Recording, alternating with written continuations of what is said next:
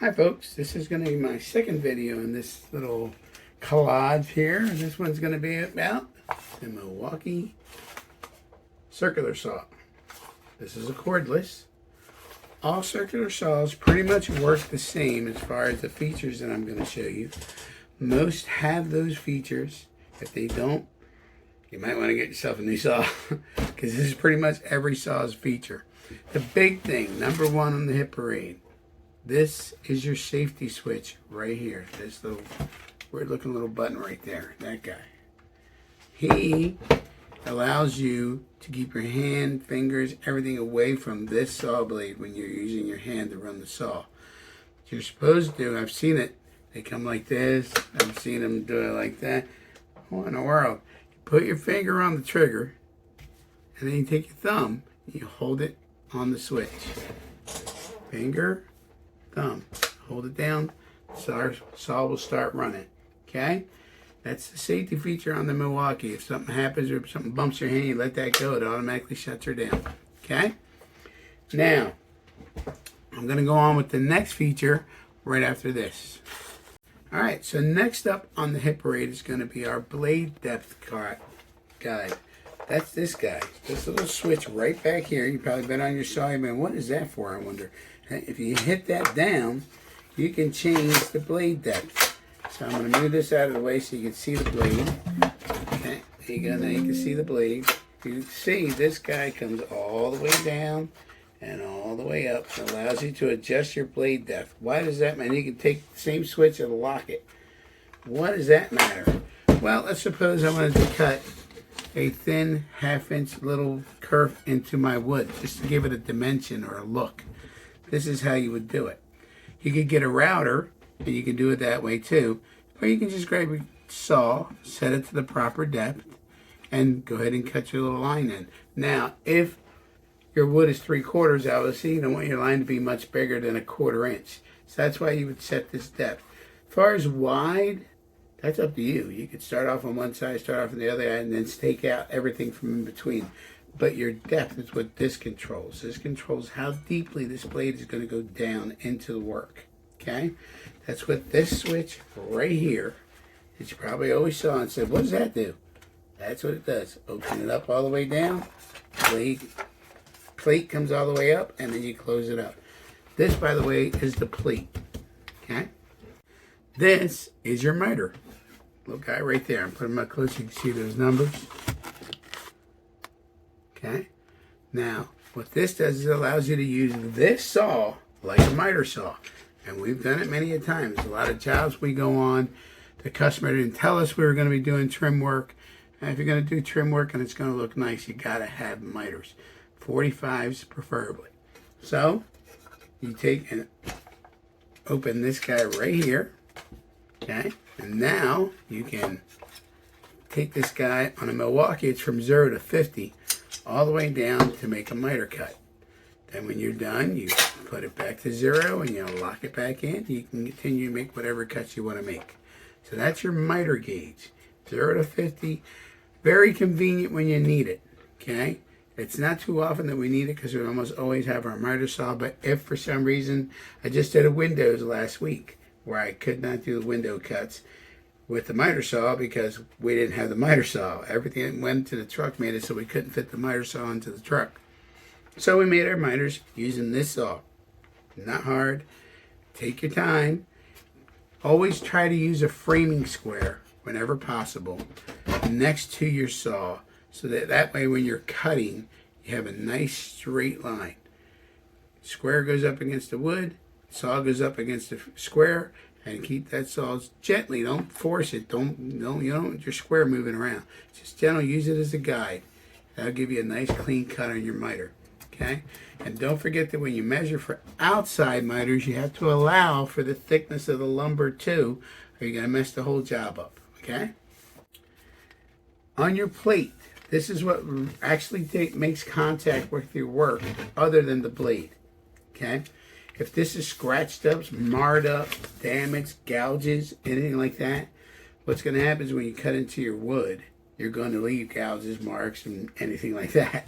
So to avoid that, what you want to do is you want to take and run some blue tape, some of the painter's tape, right over top of this guy. Cover them all up with the blue tape. Now what's going to happen is when you use it, it's the blue tape is going to give you a nice smooth surface to make your cuts on your, whatever it is you're cutting, your wood, your door, whatever. And you won't have any gouges or lines or scrape marks or any of that mess that you get because your bottom is so rough. So that's another tip. On the very front here, I don't know if you can see, you have this little handle right here on the bottom, and that's to hold your T. Sometimes you want to make long cuts and you want them to be the same size from the beginning to the end. So what you do is you use a tool, it's called a T. It's basically looks like the letter T. Slides into these slots right here, this little guy right here, and this little guy right here, slides right on through there. And then you take this and you tighten this down, and that will hold the T in place. So what you want to do is you want to hold your saw like this. You want to open this up. You want to slide your T in, and let's say you want to make a 4-inch cut. And you want to measure from the outside part of this blade to the end of your T, 4 inches. And then after you're done that, you want to take this guy, tighten it down, check it again, make sure it didn't move on you, it's still on 4 inches.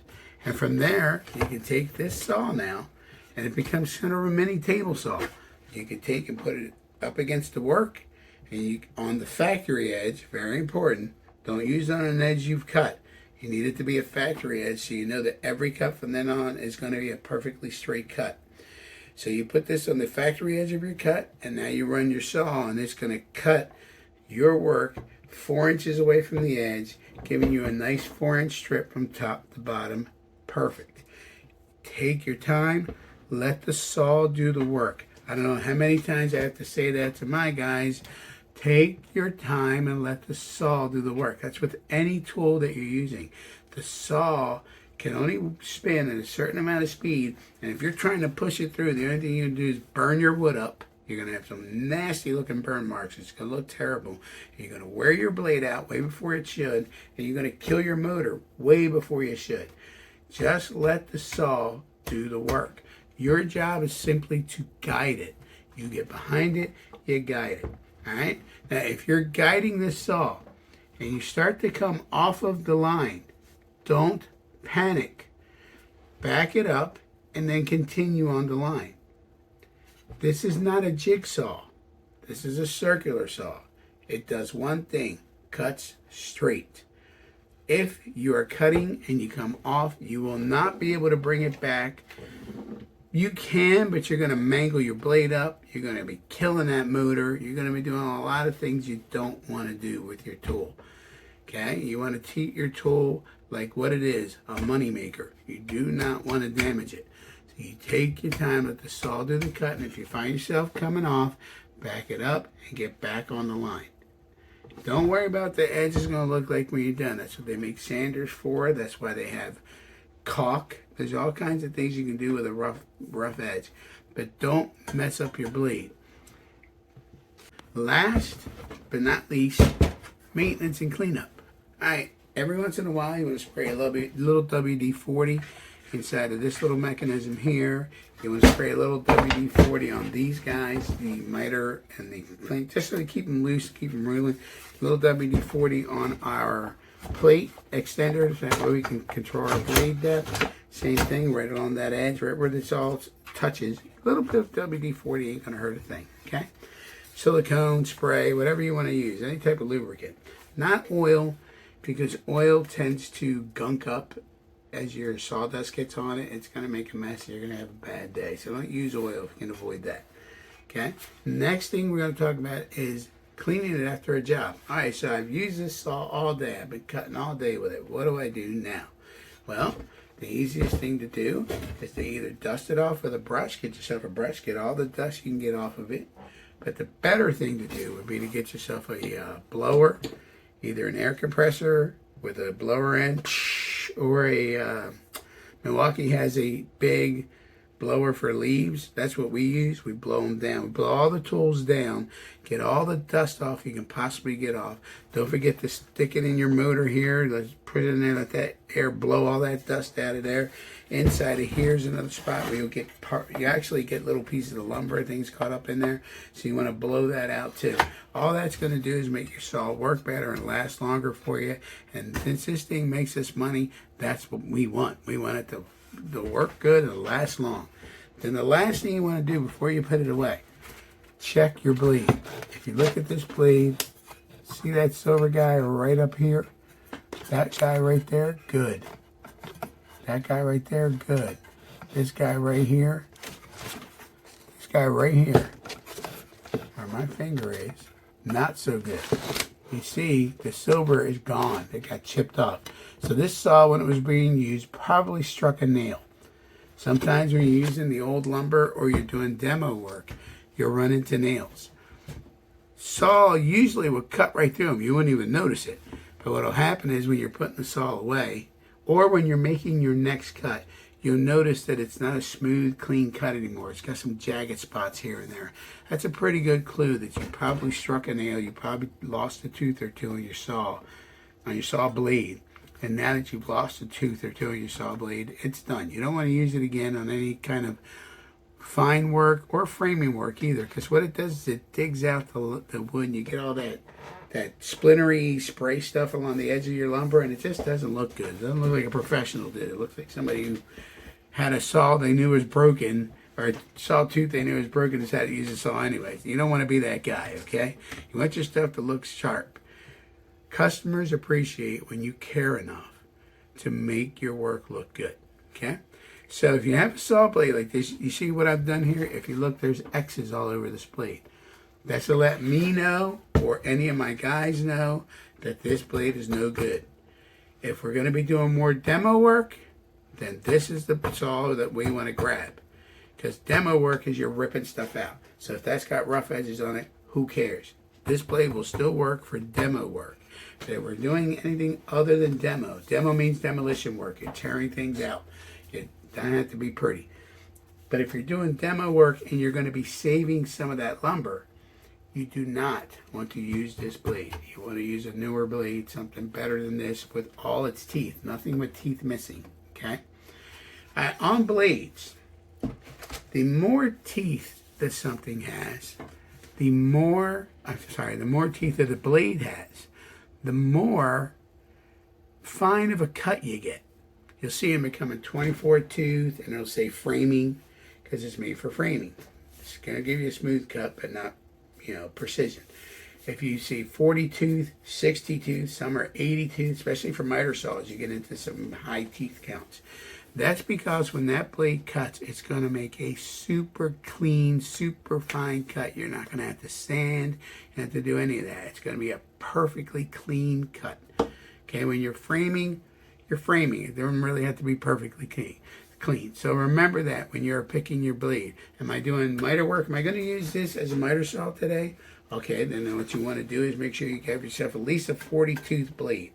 Okay, take this blade off, put the 40 tooth on, use it for what you're doing, then take that blade off and put the 24 tooth back on. Why does that matter? Because the 24 tooth is much less expensive than the 40 tooth. So you don't want to be using the 40 tooth after you're done doing your miter work to start cutting your trims with nails in it, or your framing stuff with nails in it, because that blade is going to get tore up and you're going to pay whatever you paid again. You don't want to do that. It's a waste of your money. So just take the 5 seconds it takes to take this blade off. Blade right here. Pop a new blade on with the right teeth for the job you're doing, and then continue your day. Because this way you're not losing money on blades, and you're not losing money on lumber because you cut it with the wrong blade and now it doesn't look as pretty as the rest of the stuff you had cut with the other blade. So don't make that mistake. Remember, blades and the amount of teeth make a difference. The more teeth, the more fine and precise the cut is. Okay, and the less tear out there is. Just something to remember. This is Joey from Dixie. Thank you for watching.